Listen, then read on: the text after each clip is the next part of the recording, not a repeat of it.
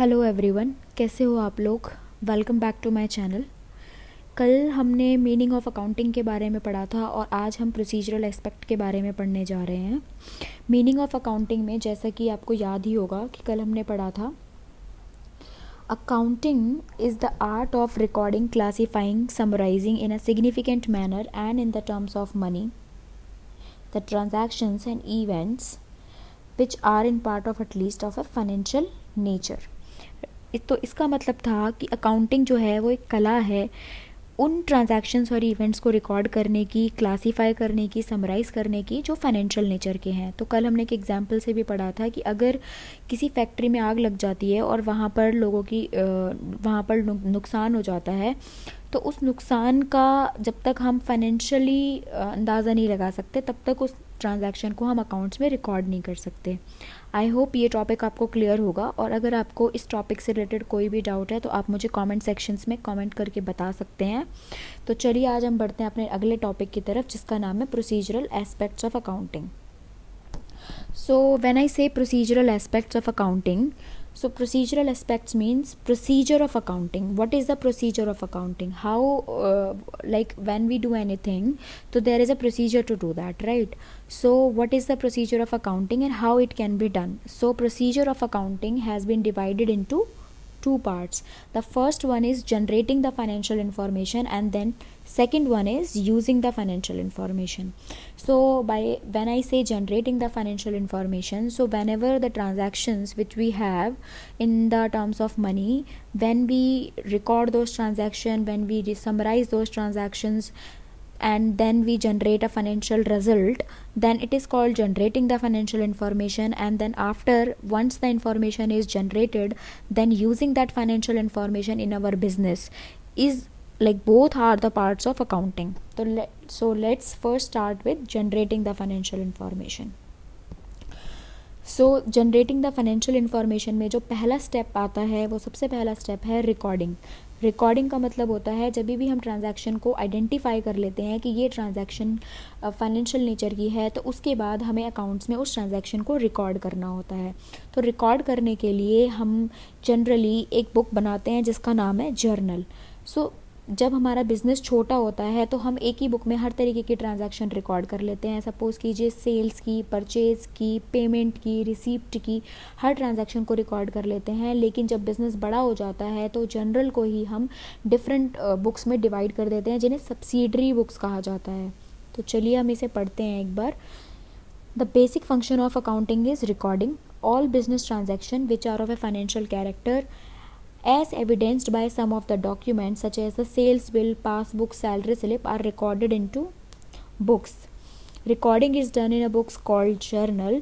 This book may be further divided into several subsidiary books according to the nature and size of the business. We will learn how to prepare the journal and various subsidiary books in chapter 2. So आप लोग जैसे कभी किसी दुकान से अगर सामान भी लाते हैं तो वहाँ पर आपको एक बिल मिलता होगा, तो उस बिल के बेसिस पे हम अकाउंट्स में एंट्री रिकॉर्ड करते हैं। वैसे ही जब हम बैंक से कोई भी ट्रांजैक्शन करते हैं तो बैंक हमें एक पासबुक में वो एंट्री लगा के देता है, वो एंट्री चढ़ा के देता है, तो उस पासबुक के बेसिस पे भी हम अकाउंट्स में ट्रांजैक्शन करते हैं। वैसे ही जब हम जॉब करते हैं तो हमें सैलरी स्लिप मिलती है, तो उस सैलरी स्लिप के बेसिस पे भी अकाउंट्स में ट्रांजैक्शन होती हैं। तो ये सारे छोटे छोटे एग्जाम्पल्स हैं जिनके थ्रू अकाउंट्स में ट्रांजैक्शन को रिकॉर्ड किया जाता है। अब चलिए नेक्स्ट स्टेप क्या है। सबसे पहले हमने ट्रांजैक्शन को आइडेंटिफाई किया, रिकॉर्ड किया, फिर हमने उस ट्रांजैक्शन को जो है क्लासीफाई किया। अब आप ये देखिए कि जर्नल में तो बहुत सारी तरीके की ट्रांजैक्शंस रिकॉर्ड हो जाएंगी, लेकिन जब तक हम उन ट्रांजैक्शन को क्लासीफाई नहीं करते कि ये ट्रांजैक्शन किस नेचर की है, ये ट्रांजैक्शन किस नेचर की है, राइट, तो उससे हम इम्पॉर्टेंट इन्फॉर्मेशन जो है वो नहीं निकाल सकते।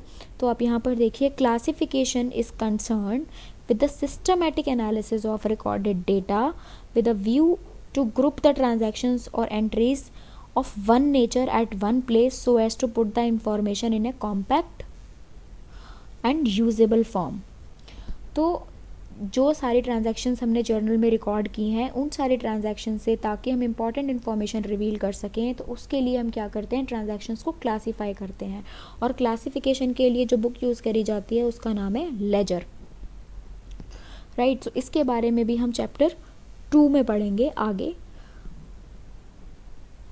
नेक्स्ट जो हमारा है समराइजिंग, तो सबसे पहले हमने किया रिकॉर्डिंग ऑफ द ट्रांजैक्शंस, फिर हमने किया क्लासिफिकेशन ऑफ द ट्रांजैक्शंस, अब थर्ड जो हमारा पॉइंट है वो है समराइज़ करना। जब हम ट्रांजैक्शन को क्लासीफाई कर लेते हैं लेजर में, उसके बाद ट्रांजैक्शंस को समराइज़ किया जाता है। समराइज़ करने के लिए हम बेसिकली फाइनेंशियल स्टेटमेंट्स बनाते हैं, आप उसके बारे में बाद में पढ़ेंगे। फाइनेंशियल स्टेटमेंट में जनरली क्या होता है, बैलेंस शीट बनाई जाती है और हमारे पास प्रॉफिट एंड लॉस अकाउंट बनाया जाता है, जिसको हम बेसिकली P&L अकाउंट भी बोलते हैं। तो समराइजिंग जो है, it is concern with the preparation and presentation of classified data in a manner useful to internal as well as the external users of financial information. तो समराइज़ करने के बाद हम उससे बहुत इंपॉर्टेंट रिजल्ट्स जो है वो निकाल सकते हैं। नेक्स्ट हमारे पास यहाँ पर जो पॉइंट है वो है analysing of the data. Analyse करने का मतलब है कि जब हमने डेटा को समराइज़ कर लिया, उसके बाद हमें अगर उससे इंपॉर्टेंट इन्फॉर्मेशन चाहिए तो हमें सारे डेटा को एनालाइज़ करना पड़ेगा, यानी कि ये देखना पड़ेगा कि हमारे साथ हमारे बिज़नेस में पहले क्या हुआ और अब क्या हो रहा है, एनालिसिस करना। जैसे कि हम जब भी एग्ज़ाम देते हैं और हम अपने आप को एनालाइज़ करते हैं कि हमने पहला एग्ज़ाम कैसा दिया, अब हमारा दूसरा एग्ज़ाम कैसा हुआ, तो वैसे ही अकाउंटिंग डेटा को भी एनालाइज़ किया जाता है। तो देखिए यहाँ पर हम पढ़ेंगे, the figures given in the financial statement will not help anyone unless they are in a simplified form. For an example, all items related to fixed assets are put at one place, while all the items relating to current assets are put at the another place.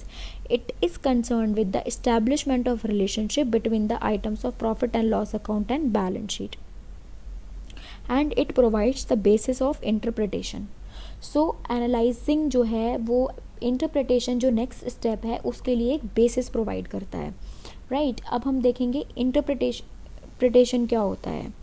Interpretation जो है, first of all वो final function of accounting है। It is concerned with like explaining the meaning and significance of the relationship established by the analysis of accounting data. So interpretation में हम क्या करते हैं, interpretation में हम डेटा को इस तरीके से प्रेजेंट करते हैं कि it will enable the end users to make a meaningful judgment about the financial information. So like we will read about the analyzing and interpretation in more detailed way in the coming chapters of our syllabus, but in the simplified form, analyzing means like putting all the data at one place so that we can have a like the important results from it. And similarly interpretation means like presenting the data in a form that enable the end users to make some important judgments. Once we complete recording, then we complete classifying, then we complete summarizing, then analyzing, then interpretation. After that comes the final step, which is the communication. So if I have any data जिसको मैं आगे communicate ही ना करूँ तो उस data का कोई use नहीं है, राइट? सो कम्युनिकेशन क्या होता है, communication is the key, it is the end step. So what we do is the data which is interpreted, right, we communicate that data in the form of accounting ratios, graphs, diagrams, fund flow statements. We will also learn about this in the later stage of the chartered accountant course, right? So अभी आप देखिए, हम इसको एक इससे present किया है हमने, तो हम उससे समझेंगे। तो पहला अकाउंटिंग का प्रोसेस है रिकॉर्डिंग। रिकॉर्डिंग कहाँ पर होती है, रिकॉर्डिंग हमारे पास होती है जर्नल में। देन फिर हम क्लासीफाई करते हैं, और क्लासीफाई कहाँ करते हैं, लेजर में। समराइज़ करते हैं, समराइजिंग का मतलब होता है प्रॉफिट एंड लॉस अकाउंट बनाना और बैलेंस शीट बनाना। फिर हमारे पास आ जाता है एनालाइज करना। एनालाइज मतलब सेम डेटा को एक जगह पे प्रेजेंट करना, like methodological classification of the data in financial statements. Then हमारे पास आ जाता है इंटरप्रेट करना, explaining the relationship, like why this happened, why this has not happened. तो ये सब इंटरप्रेट होता है इस स्टेप पर। कम्युनिकेट करना क्या मतलब, कम्युनिकेट का मतलब होता है transmission of the data to end users. तो ये अकाउंटिंग का एक प्रोसेस है, ठीक है। इसके बाद हम जो है नेक्स्ट पढ़ेंगे, जैसे कि हमने यहाँ पर देखा कि अकाउंटिंग के दो फंक्शंस हैं। अकाउंटिंग के लाइक प्रोसेस को दो भागों में डिवाइड किया गया है। पहला है जो हमारे पास वो है generating the financial informations, right. And दूसरा जो है हमारे पास वो है using the financial information, generating and using. So अब हम पढ़ेंगे using the financial information. So use कौन कौन करता है फाइनेंशियल इंफॉर्मेशन को, तो आप यहाँ पर देखिए सबसे पहले यूज़र्स ऑफ फाइनेंशियल इंफॉर्मेशन कौन है। अगर मैंने अपना कोई बिज़नेस इस्टेब्लिश किया है तो फर्स्ट ऑफ ऑल पहला यूज़र तो मैं ही हूँ, लेकिन उस बिज़नेस में ना कि सिर्फ मेरा बल्कि मेरे जो एम्प्लॉयज़ हैं उनका भी इंटरेस्ट होता है, लेंडर्स का भी, लेंडर जो मतलब मेरे बिज़नेस को पैसा देते हैं उनका भी इंटरेस्ट होता है, सप्लायर मतलब जो मेरे बिज़नेस को माल सप्लाई करते हैं उनका भी होता है, कस्टमर जो मुझसे सामान खरीदता है उसका भी एक इंटरेस्ट होता है, और गवर्नमेंट का भी मुझसे एक इंटरेस्ट होता है कि कहीं मैं कोई ऐसा बिज़नेस तो नहीं कर रही जो गवर्नमेंट पॉलिसीज़ के अगेंस्ट हो। तो आप यहाँ पर देखिए यूज़र्स कौन कौन है फाइनेंशियल इंफॉर्मेशन के।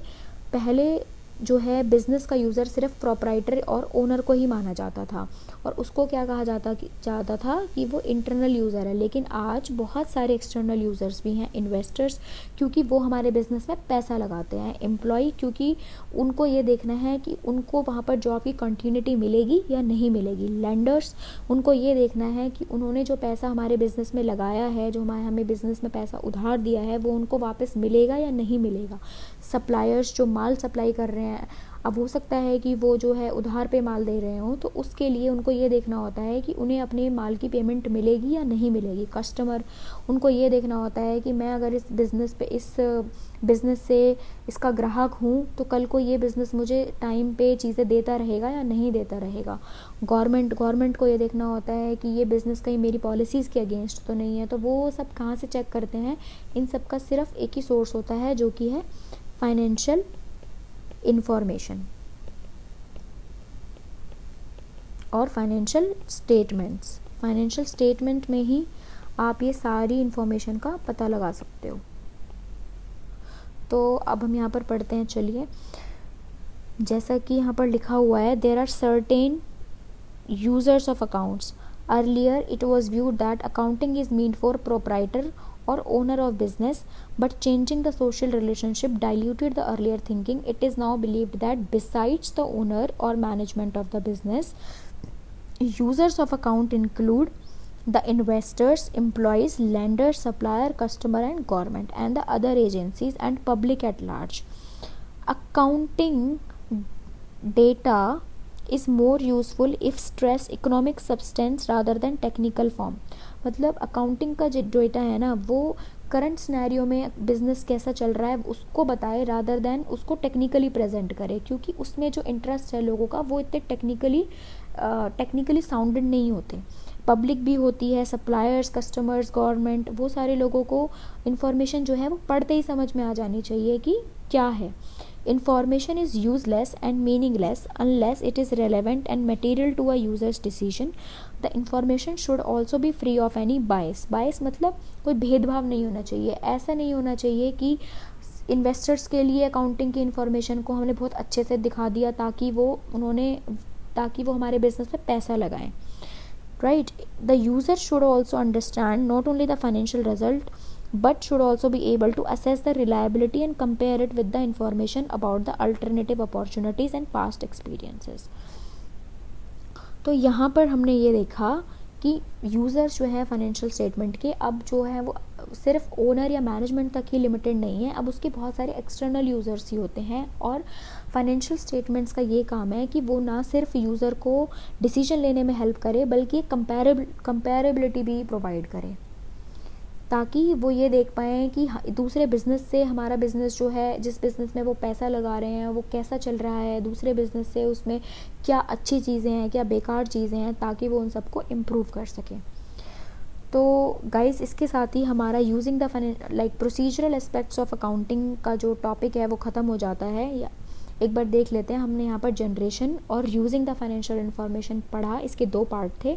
जनरेशन में हमने जो पढ़ा वो था recording, classifying, summarising, analysing and interpreting and communicating. And using of the financial information में हमने जो पढ़ा वो था 2 types of user, internal user and external user. Right? तो अब इसके साथ जो है हम अपना नेक्स्ट टॉपिक कल पढ़ेंगे जिसका नाम है evolution of accounting as a social science. तो गाइज़, अगर आपको ये टॉपिक समझ में आया हो तो प्लीज़ इस चैनल को लाइक और सब्सक्राइब ज़रूर करो, ताकि नेक्स्ट वीडियो का नोटिफिकेशन आपको टाइम पे मिल जाए। और अगर आपको इस वीडियो से रिलेटेड कोई भी क्वेश्चन है तो आप मुझे प्लीज़ कमेंट बॉक्स में कमेंट करके ज़रूर बताएं। Thank you for watching, stay connected, bye bye.